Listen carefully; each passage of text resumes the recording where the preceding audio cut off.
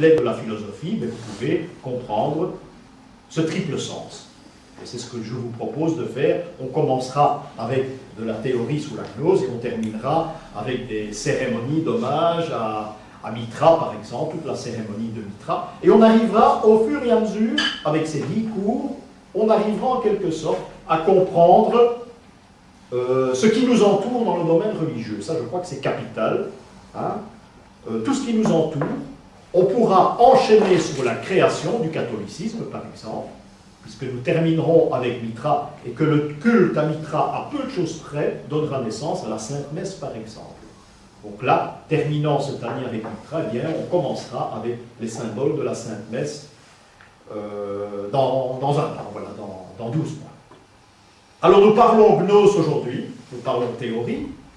Le premier mot qui nous vient à l'esprit, gnose vient de gnosis, c'est pas compliqué, gnose, la gnose c'est la connaissance. Quand on parlera de la connaissance initiative, eh bien, on parlera de la gnose, donc gnosis en grec, la connaissance.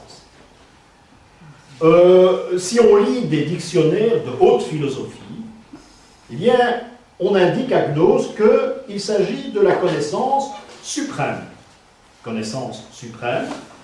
à laquelle on accède uniquement par l'initiation. Hein, c'est un terme qui est un petit peu plus complet. Donc, pour être initié, il faut obligatoirement recevoir la connaissance, mais surtout, il faut avoir parcouru un chemin. Il faut avoir parcouru un chemin, pas seulement symbolique, et c'est là la différence que nous allons rencontrer maintenant, c'est que ce chemin, jusqu'à présent, a été symbolique, mais ici, nous allons être confrontés au chemin réel, c'est-à-dire à la vie de tous les jours. Vous imaginez que ça change énormément de choses. Donc, on peut appliquer, à partir de maintenant, lorsqu'on étudie la gnose, on peut appliquer ces symboles dans le vécu de la vie actuelle. Encore une fois, c'est une très grande différence. Ces symboles vont nous montrer, vont nous démontrer qu'il existe un rite de passage pour avoir accès à la connaissance. C'est le but de tous les cours de la gnose. Donc, avant de progresser sur ce chemin d'initiation, il y a à la base une situation antérieure. Situation antérieure que vous connaissez, on en a déjà parlé longuement en symbolique. Et il y a toujours la grande discussion entre ceux qui prétendent que l'homme descend du singe, ce qui est tout de même peu probable, mais pour le gnostique, l'homme descend d'une situation antérieure, un chaos qui s'est déroulé à un moment donné, un chaos mais qui est d'origine divine. Donc, une situation antérieure, obligatoire, que l'on doit connaître avant de partir sur ce chemin, qui en principe doit nous donner la connaissance. Notre premier cours de symbolique devait faire la différence entre le noir et le blanc, entre le jour et les ténèbres. C'est la première leçon en symbolique, c'est de discerner la grande différence qu'il y a entre les deux. Vous allez dire, oui, mais c'est très facile. Noir, blanc, ténèbres et jour, oui, mais il faut pouvoir l'appliquer dans la symbolique et découvrir ces éléments. Et ça, c'est pas toujours facile. Donc, s'il y a une situation antérieure, le gnostique qui va s'initier se rend compte d'une chose très importante, c'est que nous vivons tous, indistinctement tous, dans une prison. Nous vivons tous dans une prison, dans un lieu de ténèbres, nous sommes dans le noir le plus complet, et de cette prison, eh bien, on est prisonnier, il est impossible de s'évader. Je crois qu'en gnose, ce principe est un principe de base. Donc, on n'a aucune possibilité de sortir de ce milieu, sauf, vous allez me dire, par la mort. Je ne suis pas tout à fait d'accord, parce que la mort, on ne sait pas ce qui se passe après. Donc on ne sait pas, comme la plupart des philosophes parler, on ne sait pas ce qui se passe après la mort. Ça peut encore être quelque chose de beaucoup plus terrible que cette prison de la vie. On nous a fait miroiter des paradis, etc. Tout ça c'est très bien, mais on ne sait pas. Donc, la mort n'est pas une évasion. Ça, c'est une phrase capitale lorsqu'on étudie la gnose. Donc, nous sommes prisonniers de la vie, nous sommes prisonniers dans la vie que nous vivons, au même titre qu'un prisonnier qui se trouve à Saint-Gilles ou à Lantin. Absolument au même titre. Il n'y a pas de différence. Sauf peut-être que nous, on a des avantages. C'est qu'ici, on a nos problèmes, qui sont parfois insurmontables, mais à Saint-Gilles, à Lantin, ces gens n'ont pas de problème. Sinon que de recevoir le courrier à heure et à temps. Donc on a ici une vie de prisonnier, mais qui n'est pas comparable avec celle que l'on appelle les vrais prisonniers dans leur cachot. Ça devient terrible. Hein? Donc, celui qui est enfermé a des problèmes. Il faut se dire une chose pour le gnostique, si nous avons une prison dans la vie, eh bien, cette prison, elle est plus vaste que la terre, en quelque sorte. C'est tout à fait normal, nous ne sommes pas entre quatre murs. Nous sommes entre quatre murs lorsqu'on parle de la connaissance, puisqu'on ne sait rien à ce départ, hein, mais c'est une prison qui est aussi vaste que la terre. Donc, en un mot, l'homme a été placé dans un endroit où il n'y a pas d'issue. Il n'y a pas moyen d'en sortir. Aucune possibilité de s'évader. L'évasion suppose qu'il y a une liberté qui existe. Ça, c'est la première supposition, c'est pas difficile. Hein? S'il y a évasion, il y a automatiquement un endroit où il y a la liberté. Eh bien non, c'est absolument faux. Il n'y a pas de liberté, même s'il y a une évasion. Donc, prison, évasion, c'est pratiquement pas possible, mais il faut savoir une chose, c'est que si l'on s'évade, il n'y a pas d'autre endroit où on pourrait connaître une liberté. Encore une fois, à ne pas comparer avec la mort, par exemple, qui n'est pas une évasion. Donc, l'homme qui est prisonnier doit automatiquement, et c'est logique, accepter un système carcéral. Il doit obéir à des règles, ce qu'on fait tous. Hein. Il faut obéir à des règles. Il faut surtout obéir à celui qui tient la prison. Le geôlier, par exemple. Donc, l'homme ne peut pas faire ce qu'il veut. Puisqu'il est prisonnier, l'homme n'est donc pas lui-même. C'est fatal. L'homme n'est pas lui-même, mais l'homme est ce qu'on veut bien qu'il soit en réalité. Ça, c'est l'étape suivante. Donc, on vous a dit un beau jour, vous êtes ça, et vous l'acceptez parce que vous devez l'accepter. Il n'y a pas d'autre solution. Il n'y a pas moyen d'en sortir.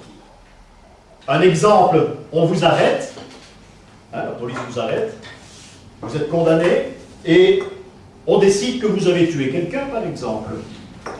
Que va-t-il se passer? Vous n'avez rien fait, vous êtes innocent. Ben, ça arrive encore.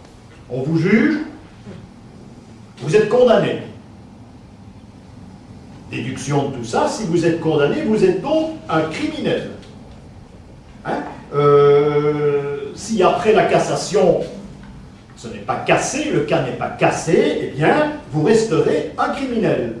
L'homme que l'on vient de condamner, même s'il se révolte, doit être considéré comme un criminel. Vous n'avez pas fait l'acte, mais vous êtes considéré comme. Je crois que c'est un exemple qui peut... Il y a un autre exemple aussi. Vous avez une carte d'identité, comme tout le monde, et moi je l'espère. Carte d'identité veut dire fiché. Qui veut dire fiché veut dire prisonnier. C'est l'évolution de la carte d'identité. Vous êtes fiché. Je me rappelle de l'époque où il y avait des fonctionnaires en civil qui prenaient note, par exemple, de toutes les plaques de voiture qu'il y avait une conférence. Par exemple, je l'ai connu le cas. On vous demande ce que vous faisiez là. Hein. C'est une occasion ou bien c'est pour votre boulot ou quoi, et vous devez vous justifier, hein. Parce que sinon vous êtes fiché. Enfin, on ne va pas vous réclamer. Non, mais vous êtes fiché. Et j'ai eu le cas, et j'en connais qu'on le cas souvent, mais j'ai eu le cas une fois, une conférence que j'assistais à la chaussée de Ninove, et j'ai été convoqué au bureau de police, à Gênes. Et j'ai dû me justifier. Et je vous assure, c'était une conférence, ce n'était pas les petits oiseaux dans les bois, mais n'empêche, c'était quelque chose, c'était pas un meeting politique, hein, parce que là je m'embête, mais c'était une conférence qui touchait certaines choses importantes, mais j'ai dû me justifier pourquoi j'étais là, mais sans détail, hein.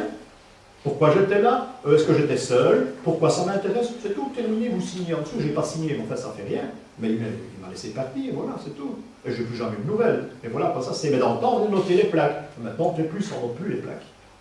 Parce qu'il y a certaines professions qui ne peuvent pas assister à certaines conférences, vous devez savoir ça. Hein. Vous êtes agent d'État, par exemple, et des endroits où vous ne pouvez pas vous trouver.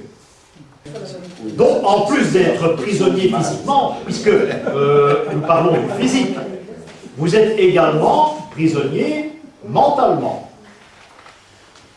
Hein? Il y a encore une étape qui sera la dernière, parce qu'il y a toujours 3 étapes. Donc, on est prisonnier physiquement, on est également prisonnier mentalement. Et vous imaginez bien que le mental, c'est beaucoup plus compliqué de s'en évader. Disons que ça reviendrait donc à une double évasion, l'évasion physique et l'évasion mentale. Alors, il y a, non pas une solution, il y a quelque chose qu'on peut proposer et qui sert, c'est la foi.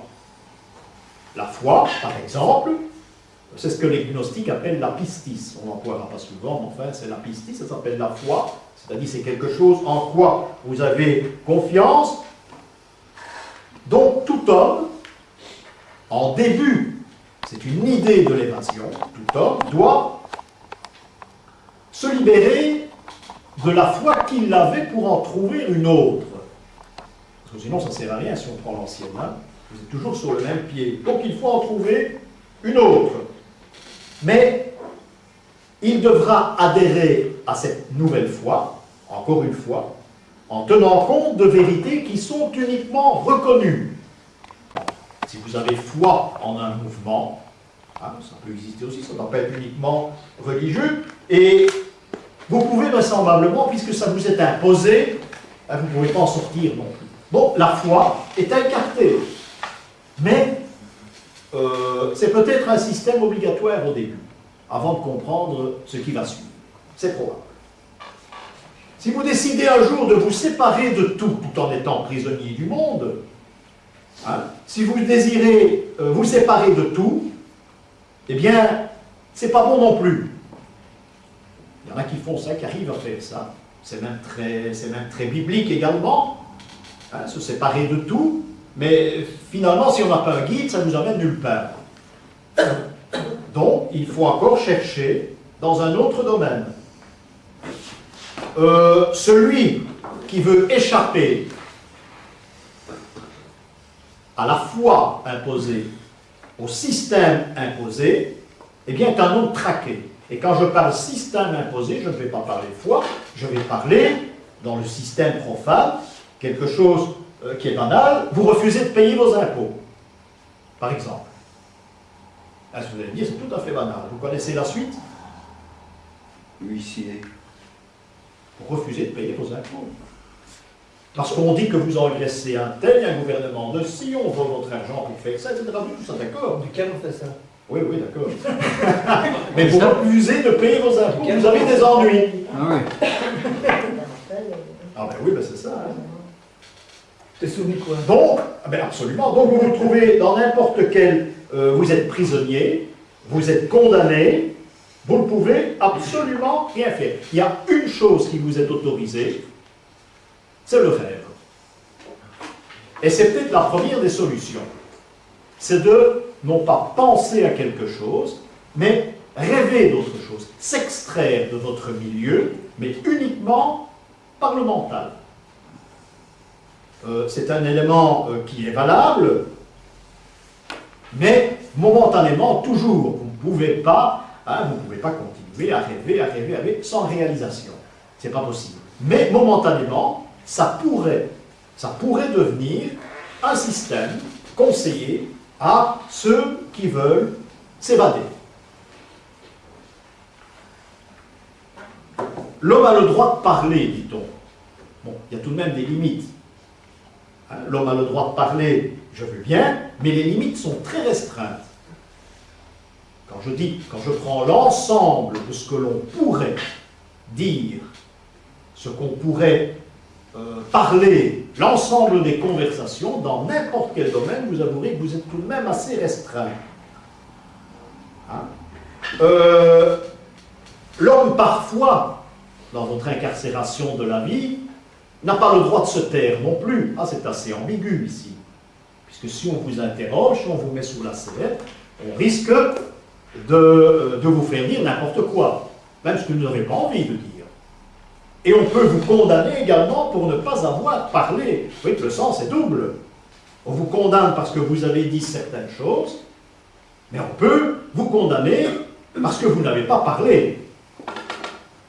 C'est complexe, mais les deux situations, nous sommes obligés d'en parler. Alors il y a la torture, bon, nous ne vivons plus ça chez nous, mais il y a quand même des endroits où ça se pratique toujours. Et quand on prend l'époque du Moyen-Âge, qui nous intéresse généralement plus particulièrement, eh bien, c'est pas triste non plus. Donc, je viens de résumer une sorte de situation, qui n'est pas blanche, qui est peut-être négative, je veux bien, mais qui existe. Et nous y sommes absolument tous, sans exception. Donc, la première chose à faire, c'est se rendre compte de son état personnel. Se rendre compte de l'état dans lequel nous sommes, nous rêvons donc, puisque c'est la seule échappatoire que nous ayons pour l'instant, nous rêvons et nous pensons peut-être qu'on est en droit et on a les possibilités de réaliser autre chose. Vous pouvez éventuellement adhérer à un ordre quelconque. Ça se fait aussi. Vous vous adhérez à un ordre, vous vous inscrivez, c'est plus du rêve ici, mais vous voulez changer de vie. La première chose, on va vous soumettre à des épreuves. Ah oui, c'est tout de même vexant. On ne vous prend pas dans un coin en disant, bon, ben, vous venez plusieurs fois et on verra bien. Non, on vous fait faire, on vous soumet à des épreuves. Le système recommence. Et vous ne pouvez pas échapper à ce système d'épreuves, sinon vous retournez dans votre cachot, dans votre vie d'avant. Donc, vous adhérez au système de nouveau, et vous n'avez pas de but. Quelqu'un qui est prisonnier, qui s'en rend compte et qui voit la vie en noir, eh bien, il n'a pas de but. Tout est noir. Alors, dans la symbolique, vous l'avez vu, il y a une porte de sortie. Nous l'avons vu tout au début de la première session. La porte de sortie, eh bien, c'est le labyrinthe. Nous l'avons étudié en long et en large, on a même réussi à en dessiner certains. Donc, le labyrinthe a une forme carrée. Nous prenons celui à forme carrée, bien sûr. Il y a des ronds et il y a des ovales. Le labyrinthe carré, donc, qui fait référence à la terre, c'est-à-dire l'endroit où nous sommes, au profane, c'est-à-dire l'endroit où nous avons été condamnés de vivre sans rien connaître du tout. Donc c'est par le biais de la mythologie que l'on peut parler de Thésée. Rappelez-vous, Thésée, et les Athéniens, eh bien, il est envoyé dans ce fameux labyrinthe pour être dévoré par le Minotaure en question. Et le labyrinthe, c'est un endroit, vous imaginez, qu'on court dans tous les sens, qu'on ne trouve pas la sortie. C'est un petit peu le but du labyrinthe. Donc, ce labyrinthe que nous avons étudié en symbolique pure, eh bien, nous pouvons l'adapter maintenant dans la gnose, puisque ce labyrinthe, c'est la position qu'a l'homme dans le monde. Et lorsque vous avez des représentations d'un labyrinthe, eh bien, on en verra à Saint-Omer, notamment, en mars, eh bien, il y a une représentation de Thésée et du Minotaure, eh bien, c'est l'homme qui est dans sa prison. Il se rend compte qu'il ne peut rien faire, qu'il se trouve entre quatre murs. Et ça ne sert à rien de sortir, ou bien il abat la bête, c'est déjà un éveil, mais en sortir, il ne pourra pas faire que à condition, s'il a battu là quelque chose. Mais il faut choisir le quelque chose, parce que vous l'avez vu, ce n'est pas toujours évident. Donc, ce carré, ce labyrinthe carré, est automatiquement le symbole de la terre, c'est-à-dire l'homme dans le monde. Voilà ce que cela représente. C'est une image gnostique. Parce que maintenant, il ne suffit plus de parler uniquement symbolique, puisque nous attaquons l'étape suivante. Je viens vous en donner tout de même une brève explication. Donc, l'homme qui se trouve là, encore une fois, nous ne parlons plus de la foi, il doit trouver un moyen pour s'échapper. Alors, il peut choisir une secte secrète. Ça existe, il y a que ça pour le moment, une secte secrète. Hein, existe, il peut y entrer, il souhaite se faire initier, mais dans chaque secte secrète, il y aura des étapes, encore une fois, hein, ce sont des règles, mais ici, il y aura des étapes pour arriver à l'initiation. Tout comme nous avons étudié en symbolique, et nous allons voir tout ça dans tous les détails, il y a des étapes différentes pour arriver à l'initiation. Bien souvent, elles sont 7, ça dépend un petit peu de la secte aussi. Mais il y a de toute façon des étapes à remplir, que ce soit en franc-maçonnerie, que ce soit dans n'importe quoi, même chez les Rosicruciens, il y a des étapes à suivre pour être initié. Donc c'est un travail bien souvent que l'on fait sur soi-même. Donc, l'homme se pose parfois même une question, suis-je un étranger sur Terre? Puisqu'il vit dans un système où on lui en veut, donc il pourrait éventuellement se poser la question, est-ce qu'il y a autre chose sur la Terre? Y a-t-il un endroit dans lequel il y a des gens du même type, mais qui vivent autrement? Déjà se poser la question, c'est un peu comme le rêve, ça peut être un moyen de s'échapper au monde. C'est très possible. Donc, comme il a un peu de connaissance, il peut se demander également si le monde a été créé pour lui et pas pour autre chose, parce qu'il s'y sent mal et il est brimé. Donc le monde a-t-il été fait pour moi ou pour autre chose, ou même pour d'autres personnes, un groupement dont je ne fais pas partie. Par exemple, vous prenez l'Église. L'Église, par exemple, eh bien, on vous dira toute l'histoire a commencé avec Ève et sa pomme. Hein, moi, je veux bien, c'est une explication, mais 80% des gens seront contents avec cette explication. Ils sont contents, c'est très bien, ils n'ont pas de problème. Ils sont contents avec ça. Bon, mais on ne va pas chercher plus loin. Le prêtre vous dira, oui, c'est une pomme, c'est vrai, c'est comme ça. Point final. On ne discute pas, vous l'avez retenu, vous en parlez tout le temps de cette pomme, d'Ève, du serpent, de l'arbre, etc. Mais c'est tout, on ne se pose pas de questions. Dans certaines circonstances, vous ne pouvez même pas vous poser certaines questions. Le travail du gnostique, c'est l'inverse. Si on vous parle d'Ève et de sa pomme, eh bien, il y a des questions à se poser, mais il faut obligatoirement, la gnose doit répondre à ces questions. Donc, l'homme, je vous l'ai dit, est emprisonné, c'est la fatalité, il est toujours sous le joug d'une erreur judiciaire, je vous l'ai expliqué au début, ce qui est une très méchante situation. Donc la pomme, c'est comme ça, c'est pas autrement. Donc l'homme est dans le monde, il est également fautif ou considéré comme, mais il est également isolé, il est toujours seul, même si vous faites partie d'une confrérie. Hein, il y a des moments tout de même où ça ne va pas, où ça tourne pas rond. Donc l'homme s'est rendu compte qu'il vivait dans une solitude. Il ne trouve pas l'ego.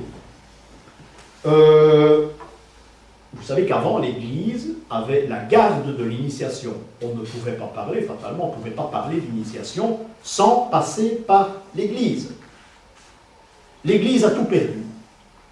L'Église a tout perdu parce que d'initiation, eh bien, on n'en parle plus, on ne parle même plus de l'enfer, je crois, à l'Église maintenant. Il y a des tas d'autres choses qu'on nous a appris. Bon, ben, c'était les règles, hein, c'était les règles, les conditions, les règles du jeu au départ. Ces règles du jeu n'existent pratiquement plus. Il n'y a plus ce chemin. L'Église n'instruit plus d'un chemin à suivre. Oui, il y a les commandements, mais ça c'est de la morale.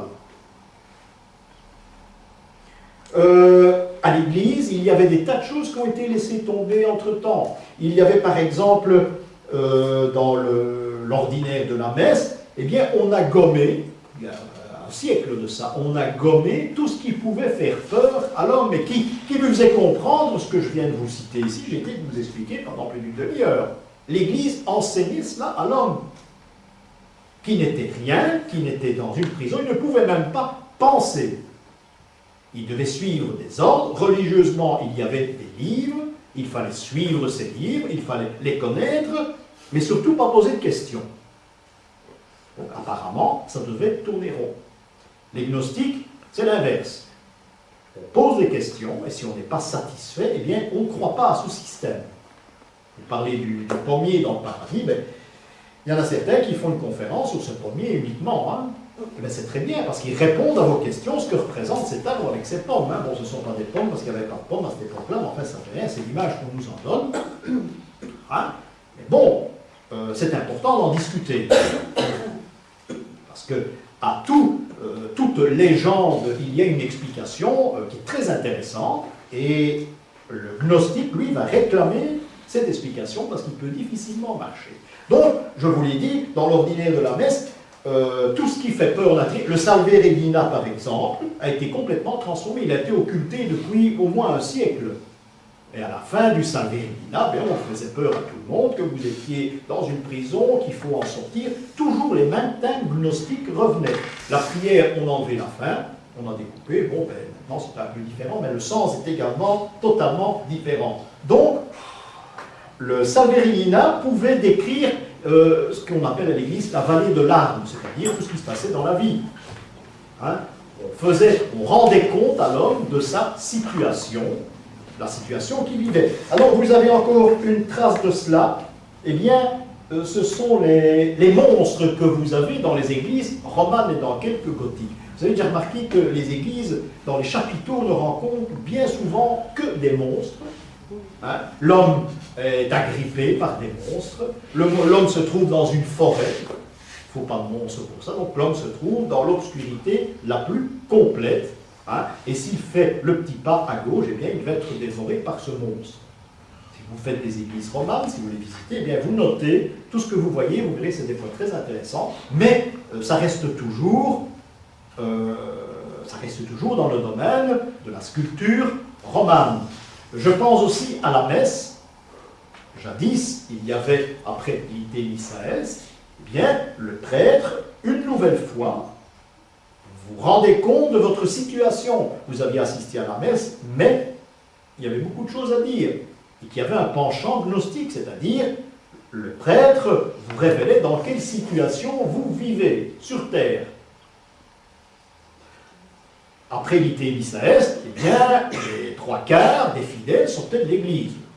Et ils se disaient, ça ne nous concerne pas. Il y avait seulement 25% qui restaient encore dans l'église et qui assistaient à la fin. Cette fin, qui est assez pessimiste, eh bien, elle a été remplacée par des invocations à la Vierge, par exemple. Maintenant, moi j'ai toujours connu ça comme ça, je n'ai pas connu le système, c'est comme ça que ça se fait maintenant, mais on a abandonné totalement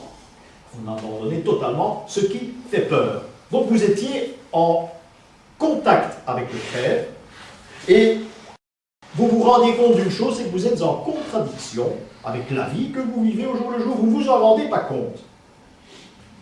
Donc, il y a un terme gnostique qui... Tout ce pessimisme, le mot le dit bien, d'abord, chez les gnostiques, on dira que c'est le pessimisme initial.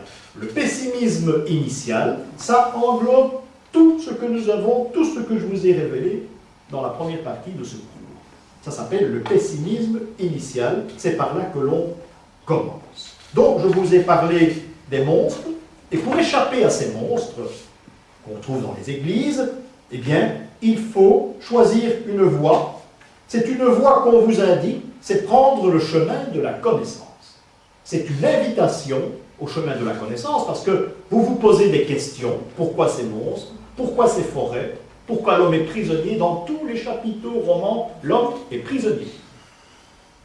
Ou bien vous avez des présentations du prophète Daniel, hein?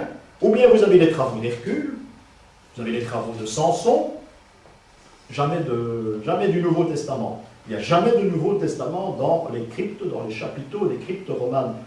Très, très, très rarement. Et bien souvent, ça a été retaillé par la suite. Donc vous avez l'Ancien Testament qui vous pèse, et vous avez ces monstres qui invitent à la connaissance, l'Église vous invite à en sortir et à prendre un autre chemin. Si vous faites la route en direction de Compostelle, comme je l'ai fait d'ailleurs il y a quelques années au départ de Bruxelles avec un groupe comme vous ici, eh bien, on constate une chose, c'est qu'en passant la frontière française dans le nord, jusqu'à Bordeaux, Bordeaux, Saint-Émilion, il n'y a pas que du vin, Saint-Émilion, jusqu'à Bordeaux, eh bien, vous êtes entouré de monstres. On ne trouvera plus de monstres après ou de rares occasions. Mais tout est centré sur le noir, sur le pessimisme, sur le monde, les monstres. L'homme s'interroge. Il est sur le chemin de la connaissance, mais il doit d'abord s'interroger et se rendre compte de sa situation. Donc, ce chemin de la connaissance existe, et à partir, disons, dans le milieu de la France, eh bien, lorsqu'on va dans certaines églises après Paris, les églises qui sont prévues pour vous recevoir sur la route du pèlerinage, parce que cette route a été écrite, elle existe, bien souvent, vous descendez des marches pour entrer dans l'église. Hein. Vous n'êtes plus, vous ne montez plus, et vers l'autel, non, vous descendez dans l'église. Vous avez peut-être déjà rencontré des églises comme ça, même en Belgique, où il y en a quelques-unes aussi. Non, ici, tu rentres dans l'église, tu as 20 marches, et tu es sous le pavement de l'église. Ce sont des églises où on descend avec toute humilité, on ne peut pas monter vers l'autel, on descend. Et si vous étudiez le chemin de Compostelle, eh bien vous avez toutes ces phases qui sont représentées en avançant. Si vous allez dans le Bordelais, eh bien vous avez une église qui est quelque chose de terrible. Elle est toute noire, vous êtes sous de la terre battue à la limite, et vous descendez encore plus bas dans le noir. Ça, c'est dans les environs de Saint-Émilion. Et une fois que vous passez la frontière espagnole, à peu de choses près, bien, ça va devenir de plus en plus rayonnant. C'est-à-dire que vous montez dans les églises, vous montez vers les hôtels, vous allez à l'endroit où se trouve la lumière. Vous savez, tout ce pèlerinage est décrit église par église. Hein. C'est quelque chose d'assez exceptionnel, ceux qui ont créé ça au départ. Mais là, on vous fait bien ressentir que vous venez du néant le plus complet pendant longtemps, hein, et vous arrivez vers la lumière. La lumière étant bien sûr la cathédrale de Compostelle. C'est la lumière, quoi qu'on peut aller plus loin. Et là, malheureusement, je vous l'ai déjà dit, les pèlerins ne vont pas. Ils ne vont pas plus loin parce qu'ils ne savent pas. Mais il faut. Et là, on a la fin du pèlerinage. Mais ils n'y vont pas. J'ai été avec mon groupe, et il n'y avait personne dans cette église. Hein, c'est bien malheureux parce qu'avoir fait tant de kilomètres pour se retrouver là. Hein, on va à 20 km de Compostelle, on est sous le bord de la mer. Hein, c'est là que se retrouve l'endroit où le tombeau de Saint-Jacques a atterri. Et c'est là que vous devez retrouver sur la plage votre coquille, hein, que vous devez ramener chez vous. Mais avant ça, il n'y a pas de coquille. Oui, il y a des magasins à Compostelle, comme avec une piste ici, rue des Tubes. Hein, et il y a des coquilles tant que vous voulez. Mais ce n'est pas ça. Le but, c'est d'aller à la plage et de ramener la coquille. C'est ça le but. Mais vous devez faire 20 km en plus. Alors, on y regarde quand on a fait un tout pèlerinage. Mais je vais vous dire, il y a une petite église consacrée à Saint-Jacques. Elle est toute petite, c'est une romane, mais il n'y avait personne. Il n'y avait personne, nous étions les seuls. Voilà. Et ça, c'est la fin du pèlerinage. C'est donc vous dire qu'il y a, encore après, hein, c'est un petit peu comme les prières après l'ITISS, elles ont énormément d'importance, je viens de vous en parler de ces prières, qu'on ne dit plus maintenant, parce que ce sont des mises en garde. Il n'y a pas que le jugement dernier, hein, une mise en garde, il y a beaucoup de choses, il y a beaucoup d'autres choses également.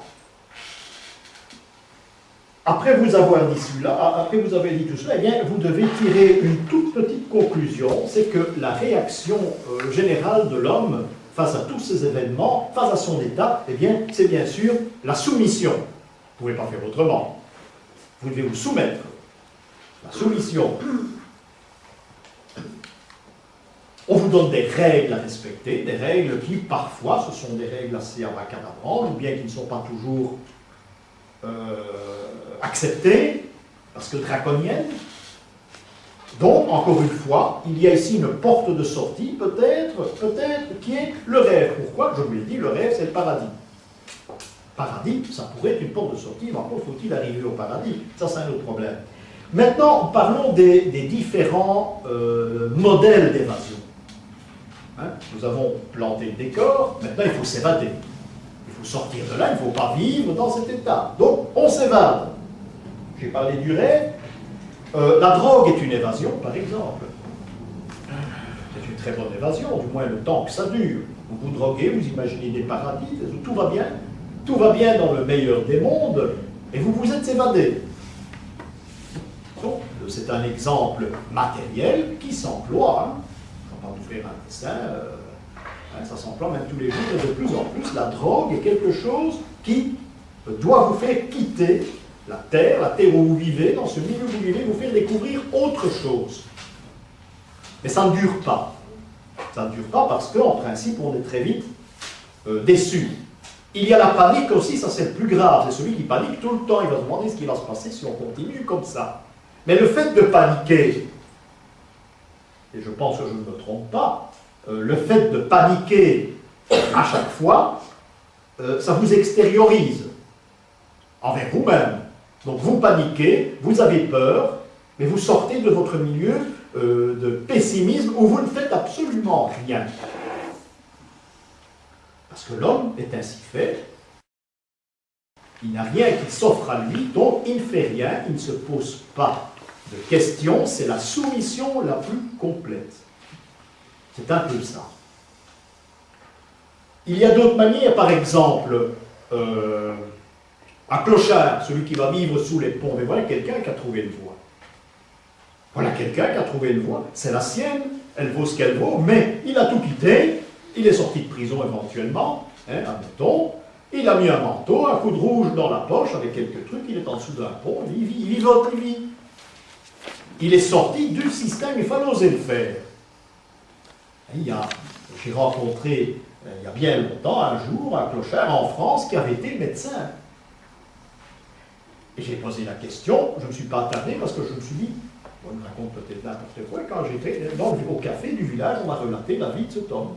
Il a eu des tas d'ennuis, la famille, les enfants, l'argent, il a vécu dans un marasme le plus complet, et il faisait des poubelles avec un crochet. Il avait le bain juste ici, il était dans un état épouvantable, n'empêche, c'était un ancien médecin, dans la ville voisine. Donc, c'est un moyen de s'évader. Il n'y a plus d'impôts, il n'y a plus d'adresse, plus de courrier, plus de boîte aux lettres, plus de facteurs, c'est déjà ça de gagner. Hein. Donc, la réaction de ce clochard, eh bien, ça peut être un premier réveil. Il y a peut-être quelque chose qui va venir après. Mon clochard en question, il est peut-être quelqu'un d'autre. Pour le moment, il fait peut-être toute autre chose. Il donne peut-être des conférences dans la salle du clergé, dans l'endroit où il est. Hein. C'est bien possible. Hein. C'est bien possible. Donc, il y a un éveil qui s'est fait. D'abord, il y a une réaction. Il faut créer cette réaction. Lui, c'est la création, c'est la réaction clochard. Eh bien, il a fait une première étape. Il a fait un pas en avant. Il y a des personnes qui adhèrent à des groupements extrémistes. Hein? Vous êtes dans l'extrême quelque chose, on vous donne un costume, un brassard et un bâton, eh bien vous vous évadez. C'est un autre réveil. Vous vous évadez de votre condition. On vous a donné certaines responsabilités pour en sortir. Dans le temps, on appelait ça les brigades rouges, par exemple. Eh bien, les brigades rouges, c'est une réaction. Comme le clochard, tous ces ponts. C'est la même chose. Mais elles ont des sens différents, mais la réaction reste absolument la même. Donc, il y a à un moment donné, pour le gnostique, qui sera peut-être gnostique par la suite, mais pour le gnostique, il y a ce qu'on appelle le stade de l'éveil, c'est le cas pour mon clochard, et puis il y a le deuxième stade, c'est qu'il y a une voie à suivre. Cet homme a peut-être rencontré quelqu'un qui lui a parlé de quelque chose de très intéressant, et il a choisi une voie. Je ne sais pas laquelle, mais il a choisi une voie. C'est la deuxième étape. Donc on s'éveille, et on choisit une voie. On laisse tout tomber, on choisit une voie.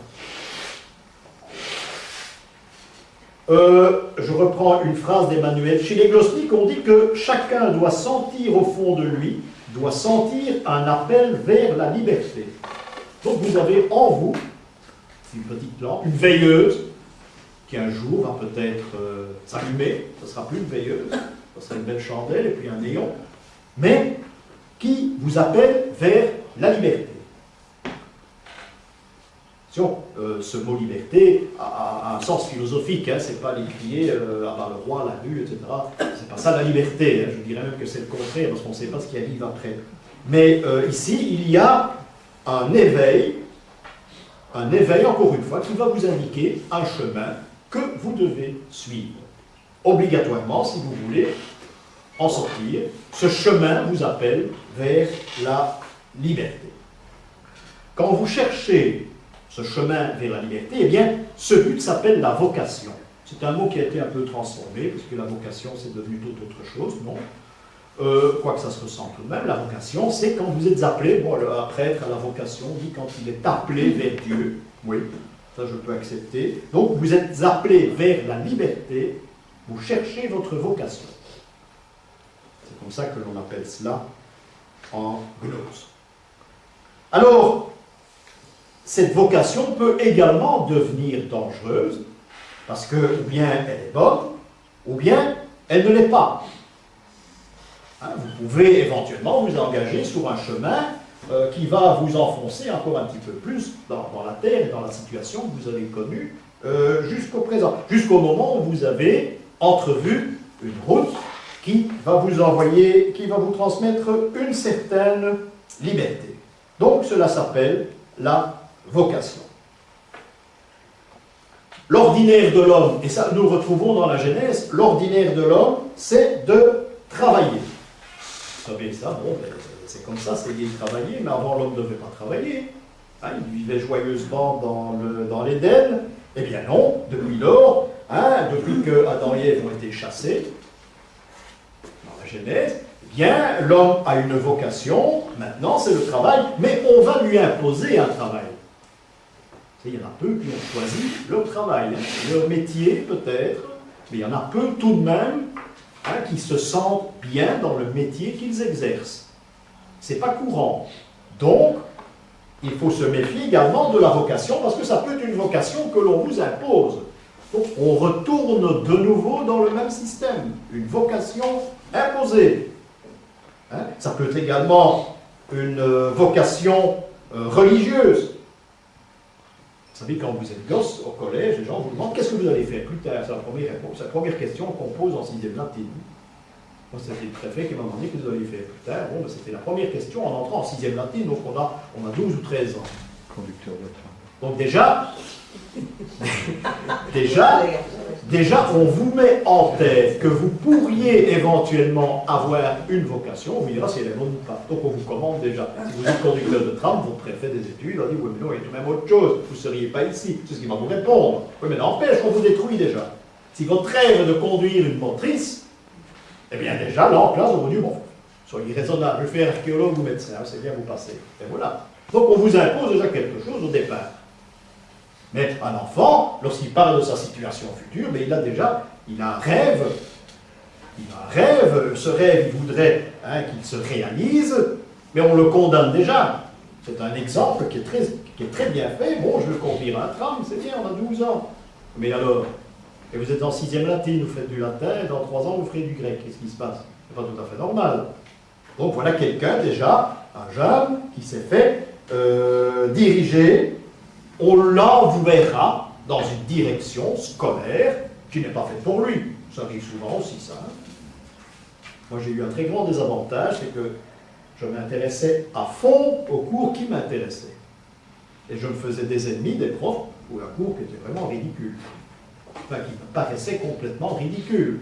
Ça fait que j'avais des points, des maximums dans certains cours, qui n'étaient pas tous, hein, quelques-uns seulement, mais le cours de physique, par exemple, je ne suis absolument pas physique. Le prof faisait son cours au tableau.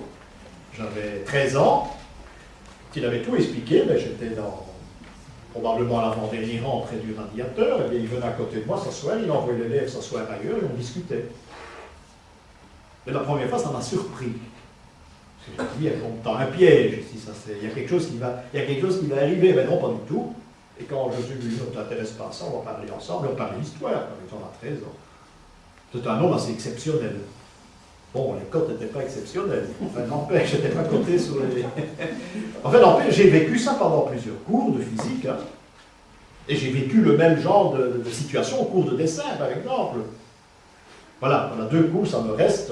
mais c'était assez exceptionnel, le prof qui vient parler à côté de vous et qui veut essayer de voir ce que vous voyez dans le ventre. C'est la voilà une situation que j'ai connue. Et je crois que c'est assez rare. Hein. Enfin, c'était tout de même amusant, mais je ne vous dis pas les cotes. Hein. Ça, je ne pouvais pas donner ça comme excuse à la maison, ce qui s'était passé. Bon, alors, après cette parenthèse, dans votre prison, nous avons vu ça tout à l'heure d'ailleurs, il pourrait y avoir sur les murs d'une cellule, par exemple, des graffitis. On en a vu quelques-uns. Hein? Graffitis qui existent en symbolique, mais qui peuvent avoir une autre signification si vous les trouvez sur les murs des cachots. Il paraît que c'est très intéressant, les murs des cachots. Hein? Parce que si on compare les cachots de jadis, Gisors par exemple, où on dit qu'il y a tous des symboles templiers, ça c'est un peu rigolo. Ce sont des symboles de prisonniers qu'il faudrait étudier. Ah, il y a moyen de... Gisors, c'est extraordinaire. Mais ce sont tous des symboles, ce sont des prisonniers qui ont gravé ou qui ont fait des signes. Donc, un moyen d'évasion pour le prisonnier, c'est le dessin, c'est le graffiti, c'est le signe. Et ce signe a un double emploi, c'est que vous, si lui s'en va et vous revenez, ça vous donne peut-être à vous une indication de trouver votre voie, de la chercher et peut-être de la trouver. Voilà, c'est peut-être la seule chose de bénéfique qu'on peut retirer d'une prison. C'est qu'on peut y rencontrer des signes pour pouvoir échapper. Et il a mis son truc sur les murs, en quelque sorte. J'ai des signes de prisonniers en Diane, nous avons ça. Hein, quand on fera l'écriture, on étudiera l'écriture. Eh bien, ça peut être indéchiffrable pour certains, mais on peut parfois les déchiffrer très facilement. Hein? Ne cherchez pas d'en sortir par le livre, puisqu'il y a un index. Il y a une époque où les livres que vous vouliez lire qui est intéressant, il faut à l'index. Ne croyez pas que l'index n'existe plus. Hein. Il existe toujours. Hein. Je peux vous donner des titres de livres, vous ne les trouverez jamais, on vous dit qu'ils ne sont pas de stock, ils ne sont pas ci, ils ne sont pas ça, ils ne peuvent pas venir. C'est classique. Hein. Il y en a des dizaines que j'ai commandés comme ça, mais ils sont à l'index tout simplement, ils ne passent pas à l'entrée du pays, c'est tout. Hein, c'est tout, c'est pas plus difficile que ça. Donc l'index existe encore. Ce n'est plus officialisé avec des grandes listes et des numéros, etc. Non, c'est vu d'une autre façon. Donc il y a donc une censure. Vous allez donner un exemple certainement. Oui. Oui. Avec un livre de Saint-Hilaire, donc c'était donc ainsi par la Nostradamus, puisque à la fin, il est très pessimiste quant à la Palestine et la Belgique, et je suis allé chez l'éditeur qui était Rancel, on m'a regardé d'abord. Je dis pour l'anecdote, c'était... Oui, mais je connais le livre. Vous connaissez le livre. Oui, comment? Très intéressant, je ne suis pas d'accord avec tout, mais peu importe, la question n'est pas là. La question, à mon avis, c'était le dernier chapitre qui faisait problème. Oui. Alors on a commencé à me regarder, puis on a appelé un chef de service, on la vendeuse. Ah, oui, écoutez, on l'a, mais enfin il n'est plus disponible, il faut le trouver dans une réserve. Et puis là, après, un chef de service, il me dit, c'est quand même bizarre, pour un livre, il est là, il n'est pas là, on vous le vend ou on le vend pas. Normalement, un libraire, il y a un livre qui est là, ils vont vous le vendre. Bon. Ah bon, écoutez, c'est une commande spéciale. Alors, j'ai dû remplir un formulaire, une commande. Ils m'ont téléphoné 2 semaines après. Vous avez dû mettre le titre du livre sur un document à votre nom. Oui, ils m'ont téléphoné 2 semaines après. Ils dit, monsieur, voilà, on vous fixe rendez-vous à telle heure, enfin dans la matinée, tel jour, vous pouvez venir chercher. Mais je suis certain, je peux me tromper, mais enfin moi je suis personnellement convaincu qu'ils ont un peu pris le renseignement. Oui. Mais, et qu'ils ont donné leurs renseignements ailleurs aussi. Ah oui, ça certainement. C'est surtout ça qui est important. Ce livre était de stock, mais néanmoins il fallait 2 semaines pour l'avoir. C'est quand même bizarre, non? C'était quoi ce dernier chapitre? C'est-à-dire que, oui, je l'ai lu bien sûr, donc oui, il prévoyait d'ailleurs la fin de la Belgique déjà avant 2000, hein, donc, enfin bon, peu importe, j'en considère la lecture, je la conseille, c'est un livre intéressant, mais je veux dire, c'était la perspective, à mon avis, qui déplaisait. Ah ben écoutez, moi je vais enchaîner. Le livre a été interdit tout un temps, puis on l'a plus trouvé. Hein. Mais même quelques années après, pour le Saint-Hilaire, je l'invite à faire une conférence sur ce livre. Mais on avait choisi comme titre « La fin de la Belgique vue par Nostradamus ». Hein, au début de la conférence, il y avait 2 agents d'État qui sont venus du palais. Hein. Alors j'ai dit à Paul, écoute, il y en a 2 là, ils se sont présentés. Il m'a dit, qu'est-ce que je fais, Paul? Je lui ai dit, tu les fais payer. J'en sais pas plus. Ils sont partis avant l'entrée, ils sont partis. Voilà, j'ai connu le cas, et on a peut-être le cas à d'autres occasions qu'on ne connaît pas, mais là j'ai vécu on m'a montré une carte, on est en délégué du palais, voilà, on a un petit peu pas ce que vous racontez. Excusez-moi, ils ont dit de la sûreté quand même du palais. Sûreté. Ah, sûreté, oui, Sûreté. d'accord. Mais Paul prétendait qu'il venait du palais parce qu'il les connaissait. Mais c'est sûreté de l'État. Et il m'a simplement dit, tu les fais payer. Hein. Et ils ont payé leur place, ils sont partis avant le break. Ben, je me souviens, ça ne les intéressait pas. Ben, j'ai donné un jour il n'y a pas tellement longtemps, il y a 2 ans, j'ai donné une conférence sur le Bruxelles Celtic, avec tout ce qui touche le Celtic. Ben non, c'est très dangereux. Hein. Bruxelles Celtic, c'était bien, il y avait beaucoup de monde, c'était très amusant, mais il y avait un gars qui était délégué par la police de Bruxelles, qui était là, qui était ceux qui font les fameux fichiers où on fiche tout le monde, là-bas, à Bruxelles, au boulevard Adolphe Max, et bon, ils étaient là. Ils se sont demandé, il faisait beau, c'était en plein mois de juin, il y avait ce soleil, ils se sont demandé ce qu'ils sont venus faire, parce que Bruxelles Celtic, bon, moi je commence à Saint-Gudule, Saint-Michel, les attributs des saints, etc., le passage des premiers moines, et eux pensaient à toute autre chose, ils pensaient une conférence avec les signes svastika, la croix, etc., la croix celtique, tous ces trucs-là. Il n'y avait rien de tout cela, puis ils ont tiré une tête, je partais, ils sont partis, il y avait un temps merveilleux. Ils sont restés 10 minutes. On a pu me dire qu'ils étaient deux, qu'ils étaient là. Moi, je ne les connais pas. Bon, ben, j'ai dit, ah bon, sont ces deux-là. Bon, très bien. Ils ont payé, ben oui, ils ont payé. Mais ils sont partis assez rapidement. D'abord, ils attendaient autre chose comme conférence. Hein. Le celtisme est devenu quelque chose de très dangereux. C'est à croire que tous nos Bretons sont des fascistes. Hein.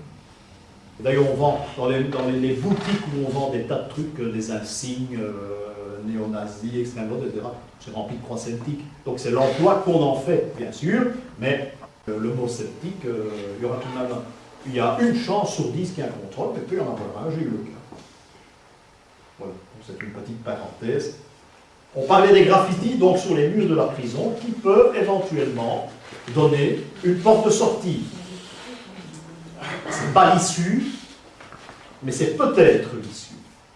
Donc, dans le fond, on est obligé d'obéir à une situation maintenant, puisqu'on est face à une situation, on est obligé d'obéir à une situation, mais où on a peur en quelque sorte, c'est en 2 temps. On a peur de ce qu'on appelle actuellement la stabilité.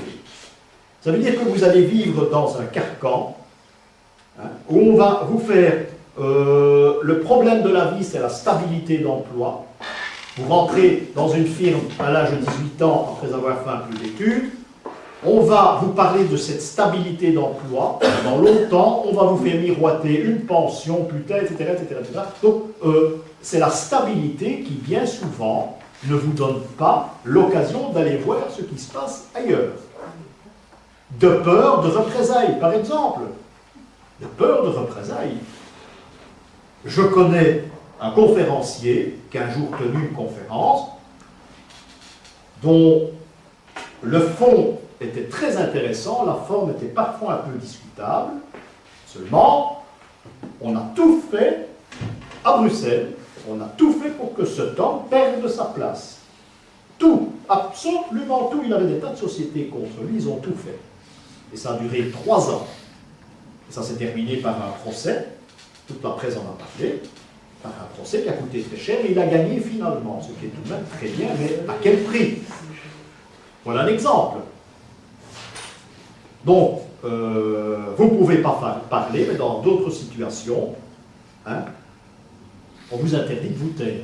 Les 2 situations existent dans ce genre de philosophie. Donc, si on veut commencer la gnose, il y a une chose qu'il ne faut pas oublier, c'est capital, c'est de faire une recherche pour en sortir de la situation.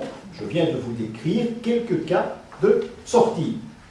Donc, nous sommes ici, en quelque sorte, nous sommes arrivés au point de départ de la gnose. Parce que tout ce que je vous ai expliqué, je vous ai démontré, c'est antérieur à la gnose. Donc, vous décidez de participer, vous décidez d'en sortir, c'est-à-dire de vous lancer dans une aventure. Le suicide, par exemple, le suicide, c'est peut-être une façon d'échapper au système. Le suicide peut être un premier réveil. Peut-être un premier réveil, mais qu'est-ce qui nous attend derrière le coin? Ah, mais oui, mais c'est le désespoir de vivre dans la situation qu'on nous a imposée. Il y a une façon d'en sortir, la mort, il faut attendre, on ne sait pas ce qui se passe, mais le suicide, c'est peut-être radical. Hein? Ça peut être égal à la drogue, par exemple, ça a la même valeur pour la personne qui veut en sortir. Donc on se suicide, on en sort. C'est un éveil, on ne sait pas ce qui se passe après. Il y a un risque. Et le risque, il y a des situations où on ne contrôle plus le risque non plus. Hein? Donc c'est une façon, ça pourrait être une façon d'en sortir. Donc, si on veut sortir de sa prison, il y a tout de même une condition au départ, c'est qu'il faut connaître les règles du jeu de l'endroit où on voudrait se rendre. Bon, sinon, ce n'est pas possible. Donc le suicide est quelque chose qui peut se faire, mais il n'y a pas de suite. Il ne pourrait ne pas y avoir de suite.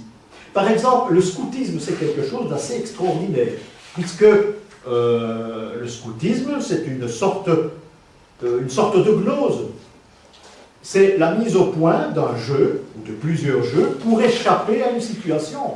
C'est un peu ça le scoutisme. Hein.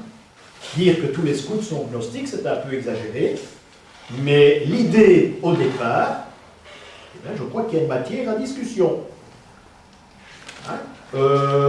Cette notion du jeu, donc, eh bien, on vous l'enfonce dans le crâne déjà à la petite enfance. Vous devez connaître les règles du jeu et les adapter.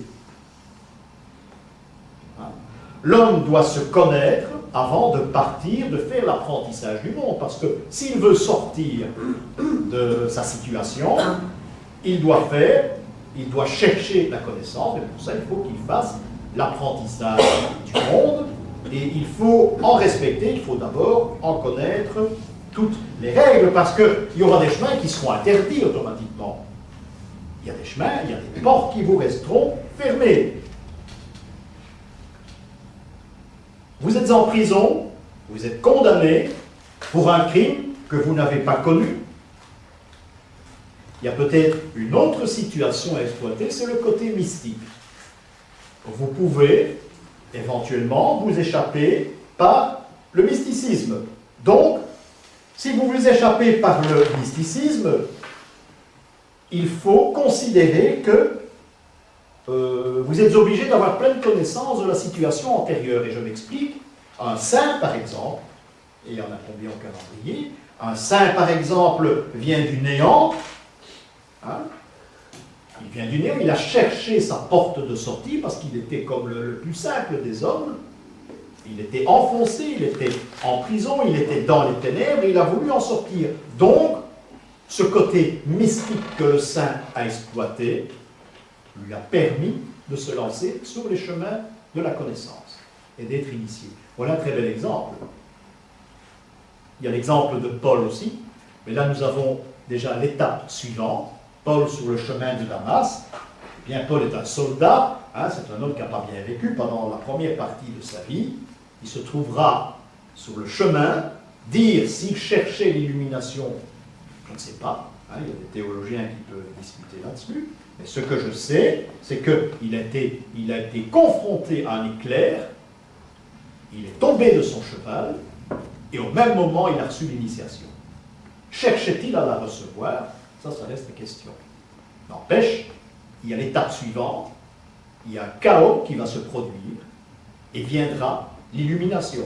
Que ce soit un saint, que ce soit l'aventure qui est arrivée à Paul, que ce soit vous-même, ce moment critique est exactement le même pour tout le monde.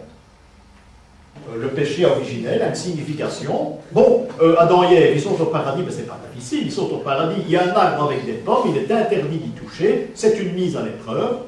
Hein, ils y touchent. Est-ce qu'ils ont un but? Est-ce qu'il y a un but de retirer le fruit et de faire mordre l'homme? Il doit y avoir un but, une tentation, oui, mais pourquoi? Pour qui? Pour profiter de la connaissance, dit-on. Oui, dans un certain sens, ça reste à étudier et à démontrer avec beaucoup d'intérêt. Seulement, qui vous dit qu'Adam et Ève ne voulaient pas prendre la porte de sortie de l'endroit où ils étaient, hein? Il y a certains qui n'étaient pas dans une prison. Dans leur esprit, ils sont sortis par une porte qui n'était pas conseillée, parce que depuis lors, ils n'ont jamais tant travaillé de leur vie. Hein? Première chose, ils se rendent compte qu'ils sont nus. Vous imaginez la transformation avec ces personnages que l'on voit, que l'on s'imagine, on va prendre tout ça à la lettre. Il faut décomposer tout cela. Mais ils se rendent compte qu'ils sont nus, ils se cachent. Ah, le Dieu le Père, il n'arrive pas à les trouver parce qu'ils sont cachés. Donc ils se rendent compte d'une histoire.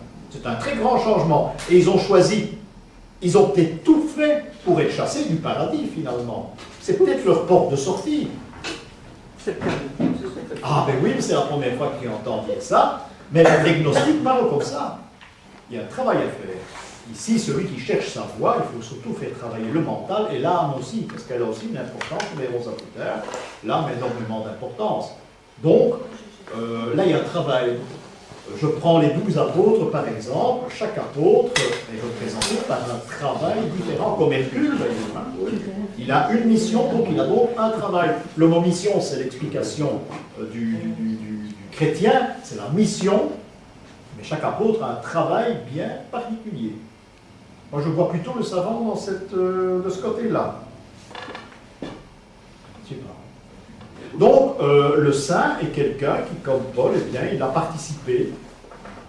Hein, il a participé. Prenez saint Ignace de Loyola, par exemple, qui est le fondateur des Jésuites.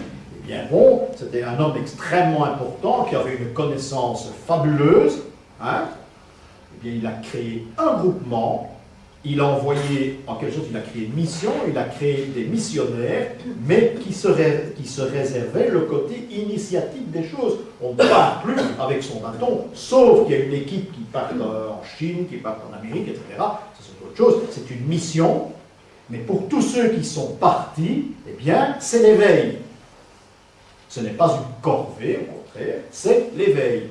Et Ignace de Loyola est responsable d'avoir mis un tas de gens sur cette route de la mission, mais la mission envoyée en mission pour découvrir la connaissance, c'est-à-dire le chemin de l'initiation à la découverte de la connaissance. C'est ça le but. D'un autre côté, ils seront des gens très remarquables dans le domaine de l'enseignement également. Donc, je vous ai parlé de l'homme qui était prisonnier, physique. Il est prisonnier du monde également, mais la situation de l'homme, il lui est impossible de revenir en arrière. Quand il est dans cette situation, on ne peut pas faire le chemin à rebrousse-poil, c'est impossible. Donc, il y a deux choses qu'il faut savoir. La première, on ne sait pas revenir en arrière, mais la deuxième chose, il faut un éclairage, il faut chercher pour aller un pas en avant. Tant qu'on n'a pas fait cette recherche, tant qu'on n'a pas fait cette trouvaille, eh bien, vous n'allez pas réussir, même à être libéré de votre corps, par exemple. C'est impossible. C'est impossible.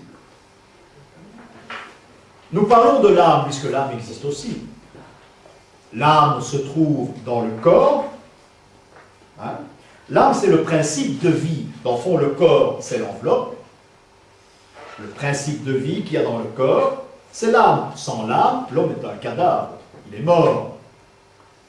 C'est tout à fait logique, puisque on est absent de ce principe de vie. Donc, parlons plus du corps, parlons de l'âme, cet esprit de vie. Finalement, ça se résume à deux choses. C'est l'esprit de vie qui est prisonnier. Dans les mêmes conditions, ce n'est plus votre corps, c'est l'esprit de vie, ce qui vous tient en vie. N'allez pas parler à un gnostique de la réincarnation, par exemple. Il va de nouveau retourner dans cette prison, essayer d'en sortir, etc. Il ne faut pas parler de la réincarnation. Il y a un chemin, le chemin vers la connaissance. Mais une fois qu'on est mort, on ne revient plus dans une enveloppe corporelle avec la même âme. C'est impossible, parce que c'est tout revivre depuis le début. Alors les platoniciens, etc., ils sont contre la réincarnation. Il ne faut surtout pas évoquer le sujet. C'est très important, et ce n'est plus de la symbolique, parce qu'on se retrouve ici vraiment presque dans notre vie quotidienne. Donc, votre corps est prisonnier, on en parlait de ça jusque maintenant, mais l'âme, en quelque sorte, c'est l'âme qui est prisonnière. C'est l'esprit de vie qui est en vous. J'ai un philosophe, mais j'ai plus le nom. J'ai noté la phrase parce qu'elle est très complète. Il y a un philosophe, malheureusement, j'ai plus le nom, qui a dit un jour, et je crois que ça illustre le problème de l'âme ici, l'homme est un cheveu que Dieu a perdu dans un lupanar. On vous l'a appris en religion. L'homme, au départ, eh bien, c'est quelqu'un de double. je l'appellerai il y a le corps et il y a l'âme. Donc c'est dans le fond, c'est un dualisme et qu'on va rencontrer par exemple chez les cathares, hein, puisqu'ils ont hérité des principes et de la doctrine de Manès, par exemple. Hein, c'est le bien, c'est le mal, c'est le dualisme. Hein, l'esprit cathare était ainsi fait, où tout est bien, où tout est mal. Le blanc et le noir, pour la symbolique, les ténèbres, la lumière, également, en symbolique, on y revient toujours. Et on a écrit des livres là-dessus, le premier matin du monde, le chaos, la création du monde peut-être. Eh bien pour vous, c'est votre création du monde, c'est le matin, un jour, eh bien, vous vous réveillez et tout a changé. C'est peut-être ça l'histoire d'Adam et Ève aussi finalement. Un réveil et tout a changé, c'est un chaos. Et le chaos, cet éveil, comme Saint Paul, comme les saints, eh bien cet éveil, c'est le point de départ d'un pèlerinage. Inévitablement, c'est pas pour ça que vous allez prendre votre bâton et suivre les routes. C'est un point de pèlerinage, ça veut dire qu'ici commence la route du gnostique. Le gnostique qui n'a qu'un seul but, c'est d'arriver à la connaissance. Qui va ordonner le chaos? Bien sûr, ça reste une grande question. Si on savait ça, on peut résumer toute l'histoire du monde. Hein? Quand je dis âme et corps, dans le fond, l'âme bénéficie d'un moyen de transport, parce que le corps, c'est que ça. Hein? C'est un moyen, les gnostiques voient dans le corps le moyen de transport que va emprunter l'âme. Donc, c'est uniquement véhiculaire.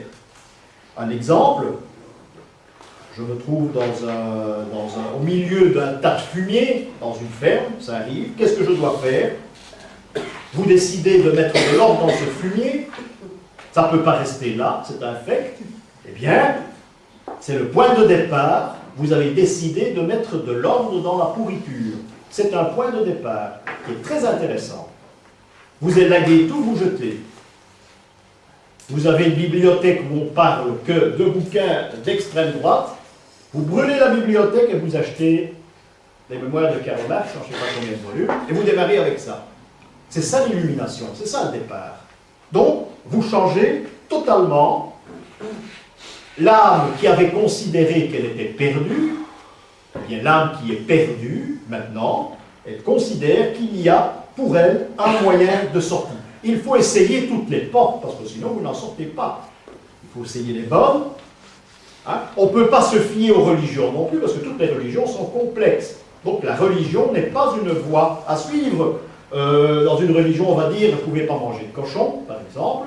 Dans une autre, on vous dira, oui, vous pouvez manger du poisson, mais pas n'importe lequel. Dans une autre, on vous dira, la vache, vous ne pouvez pas mordre là-dedans. C'est assez complexe.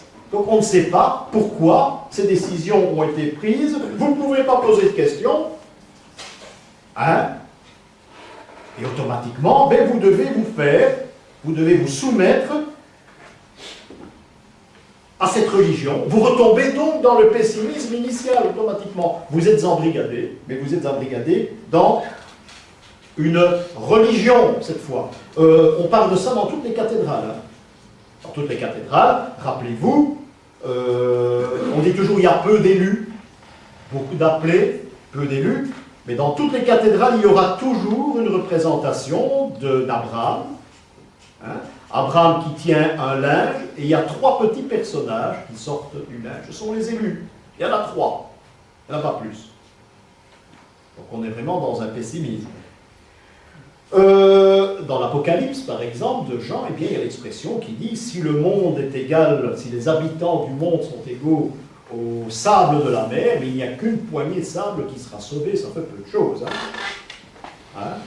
Encore une fois, il y a 3 degrés. Ces 3 personnages, ce sont les 3 degrés qui vont vous amener à la connaissance. Hein. Ils sont 3. Ce sont les 3 grades de la franc-maçonnerie également. On les retrouve, ces 3 degrés, on les retrouve partout. Donc, je parlais du scoutisme tout à l'heure. Le scoutisme est un bon exemple, parce que le scoutisme vous enseigne des règles. Pour devenir quelqu'un d'autre, c'était le but de Baden-Powell d'ailleurs, c'est de créer des règles à respecter pour devenir quelqu'un d'autre. Donc il faut choisir un chemin d'initiation, et je vous ai parlé de celui de Compostelle, qui est le chemin d'initiation par excellence. Donc l'homme part seul, hein. L'homme abandonne tout, et en quelque sorte, il peut faire ce qu'il veut. Il est pèlerin, il est sur les routes, il prend le départ. Pour la Compostelle, il faut faire une chose, c'est suivre les règles, suivre les flèches, suivre la trajectoire. On ne va pas par n'importe où. Il y a tout de même une règle à ce jeu. Il y a une règle à ce jeu qui va nous mener à la connaissance. Tout le monde, et j'espère que c'était le cas pour vous, tout le monde aura ou a déjà sa porte de sortie. Je ne sais pas. Vous l'avez peut-être déjà trouvé, et vous en êtes conscient que vous l'avez trouvé. Ça peut être à n'importe quel moment, l'éclair dans le ciel. Le plus intéressant, c'est lorsque vous faites une rencontre. C'est peut-être un moment décisif dans la vie. Je vais vous parler en toute simplicité. J'ai connu le cas.